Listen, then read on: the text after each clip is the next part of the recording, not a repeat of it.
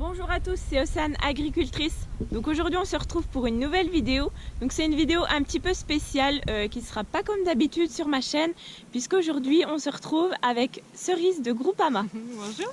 Bonjour. Enchantée, merci de m'accueillir Océane. Mais de rien. Tu vas me parler de ton nouveau métier? Oui, donc voilà mon nouveau métier. Donc depuis bientôt un an je suis agricultrice. Donc voilà, c'était une grande nouvelle. Donc j'attendais ta venue. Donc tu es un petit peu l'élément déclencheur cette fois-ci pour annoncer à mes abonnés que je suis exploitante depuis juillet 2020 maintenant. Et c'est pour ça que tu vas changer de nom de chaîne? Oui. Tu t'appelais Océane Future Agricultrice? Oui, et maintenant, ça sera Océane Agricultrice. Être agricultrice, ça faisait longtemps que tu attendais ce moment, j'imagine? Oui, bah, ça fait très longtemps que je voulais être agricultrice, donc depuis mon plus jeune âge. Et d'ailleurs, c'est mon grand-père avec ma grand-mère qui ont construit l'exploitation. Et ensuite, mon père a repris. Donc, si tu veux bien y aller, on va aller faire un tour sur l'exploitation de mon papa. Ah oui, avec plaisir. Donc voilà, on est chez mon papa. Ouais, dans l'étable. Voilà. Ton papa est éleveur? Oui, il est éleveur de bovins allaitants. Il a une ferme de 207 hectares et on a à peu près une centaine de mères charolaises. D'accord. Donc mes parents, surtout ma maman, m'a emmenée ici dans l'allée là. Ouais. Et mon papa était en train de charger des vaches pour les mettre au pré. Et donc j'avais 2 ans, les vaches, les sabots sur la ferraille du pont, sur la bétaillère, je sais pas, ça m'a fait un truc. Ouais. Et donc depuis ce jour-là, les bêtes, ça a tout de suite accroché. Depuis que tu as 2 ans, tu as eu l'illumination, tu as su que tu allais faire ça? Oui, et donc du coup ça s'est vu, ça s'est remarqué. J'étais tout le temps avec mon papa dans les vaches. Et mon papa a eu l'idée de m'offrir une vache que j'ai appelée Océane. Par mon prénom. Je ne l'ai plus maintenant, mais c'est elle qui m'a fait un petit peu apprendre le métier, qui m'a donné envie d'élever les autres vaches. D'accord. Donc voilà.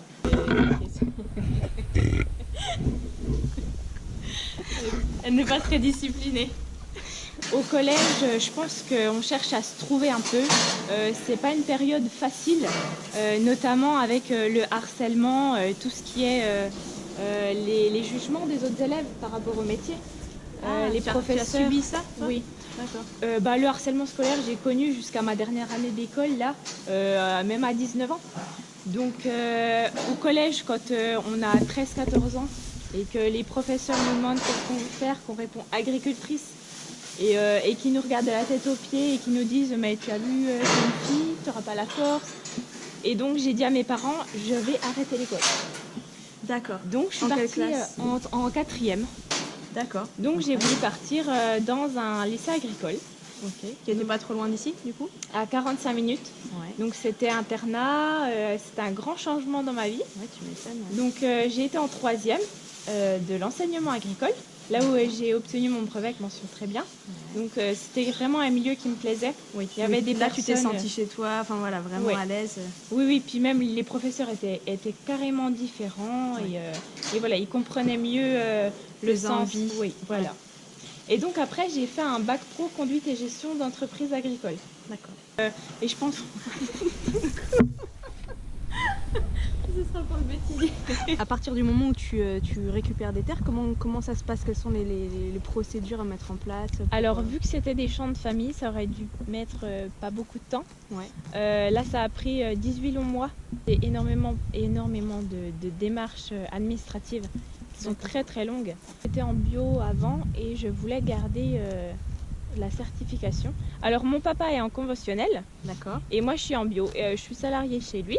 D'accord. Et moi je suis toute seule. Alors dans l'idée c'est que je reprenne l'exploitation de mon papa. D'accord. Mais le seul souci c'est que pour l'instant on a beaucoup de bêtes. À l'instant on fait 115 vélages par hiver. Donc après pour moi toute seule ça fera beaucoup. Oui. Parce que mon papa a un certain âge. Donc après voilà il va prendre sa retraite et il sera plus là. Oui. Donc après il sera toujours là aussi pour me guider. Pour t'aider, voilà. Le but ça serait que je sois autonome dans mon travail. Donc après je ne sais pas si je garderai le bio ou pas encore. Tout dépend comment je travaille, comment je vais évoluer. Oui, puis de la viabilité j'imagine. Voilà, des choses, parce que l'objectif c'est que tu manges avec tout ça. Oui, que ça soit viable, oui. Ouais. Et donc c'est un métier qui me passionne, que je prends à cœur et qu'il faut le défendre. Ouais. Donc maintenant si je veux, je peux. Donc après, maintenant, il faut que je mette toutes les chances de mon côté pour y arriver. Tu travailles, dis donc, c'est Oui. courageux. Je pense que des bêtes, moi ma vie sans bêtes c'est pas possible. Les bêtes c'est la vie. Moi j'aime bien me lever le matin, j'aime bien savoir comment vont mes bêtes. À chaque fois qu'il y a un petit souci, il faut toujours laisser ce qu'on fait pour aller voir les bêtes. Donc oui, j'aurai des bêtes, ça c'est sûr. Pourquoi tu as choisi de cultiver, pas d'avoir ton propre élevage? Alors mon papa a déjà bien assez de bêtes pour que j'en ai aussi. Donc moi voilà, j'ai des petits animaux de compagnie que je passe du temps avec et c'est déjà bien assez. Sinon mon papa a assez de vaches pour que je m'occupe de ses bêtes aussi. Voilà, c'est comme si c'était les miennes sans que ça soit les miennes. Voilà. Alors moi je fais moitié prairie et moitié céréales. Donc j'ai à peu près 20 hectares d'herbe. Donc là j'ai récolté mon foin cette année que je dois vendre. Bon là il est stocké dans le tunnel derrière. D'accord. Donc voilà, et vu que c'est du bio, je peux pas le mélanger avec celui-là de mon papa. Donc il est stocké à part de mon papa. Donc voilà, je fais du foin. Et cette année j'ai fait du maïs, du tournesol et de l'avoine. D'accord. Mon avoine, je l'ai vendue à la coopérative agricole. D'accord. Voilà. Donc c'est là où j'ai acheté la semence. C'est des gens qui travaillaient déjà avec mon papa. D'accord. Donc voilà, j'ai suivi un petit peu le chemin de mon papa.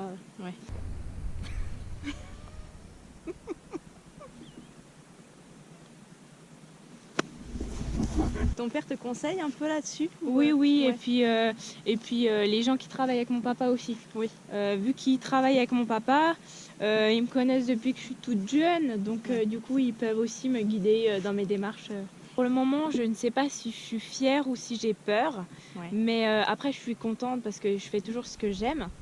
La seule difficulté, c'est qu'on ne sait pas où on va. La météo qui décide de ce qu'on fait aussi. On a eu des sécheresses, cette année c'était une année de pluie, donc c'est vraiment assez aléatoire. Maintenant que j'habite plus avec mes parents, il faut pouvoir se dégager un salaire tous les mois.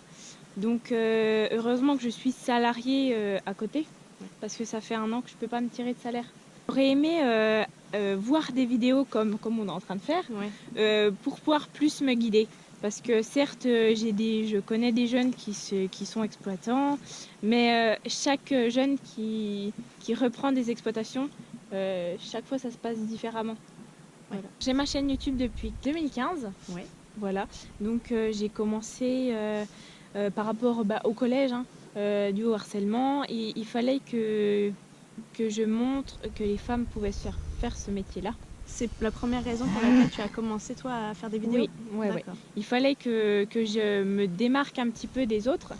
Et je voyais pas de jeunes femmes sur YouTube conduire des tracteurs. Et c'est ce que j'aurais aimé regarder auparavant. Alors au début ça n'a pas marché.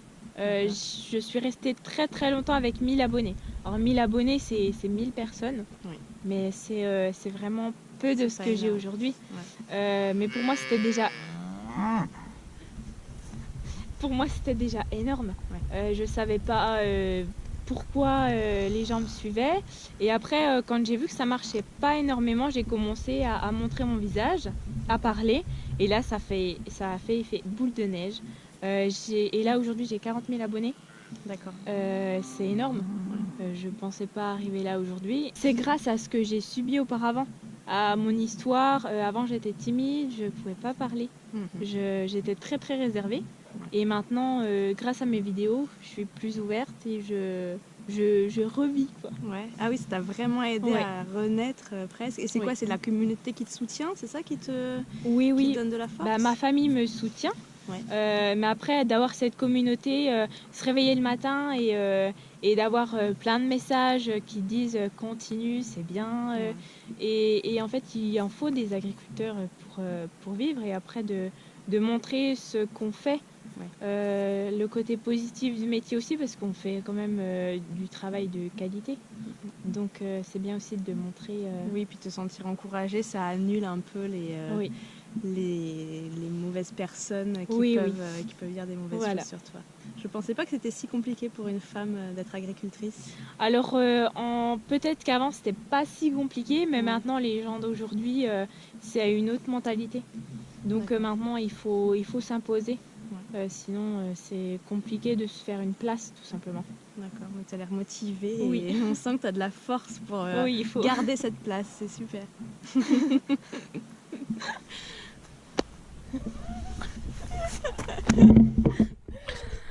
Donc, merci d'être venue. Merci à toi de m'avoir accueillie chez toi. Et merci aussi de t'intéresser au monde agricole. Avec plaisir. Donc, vous pouvez retrouver la vidéo de Cerise sur la chaîne YouTube Groupama. Et donc, en attendant, je vous dis à bientôt.